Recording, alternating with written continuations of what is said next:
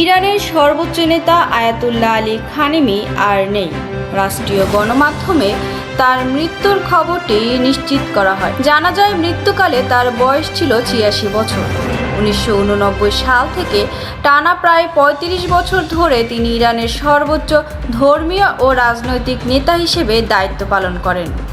এমনকি তার নেতৃত্বেই ইরান পারমাণবিক ইস্যু, আন্তর্জাতিক নিষেধাজ্ঞা ও পশ্চিমা বিশ্বের সঙ্গে উত্তেজনাপূর্ণ সম্পর্কের মধ্য দিয়ে চলে আসছিল।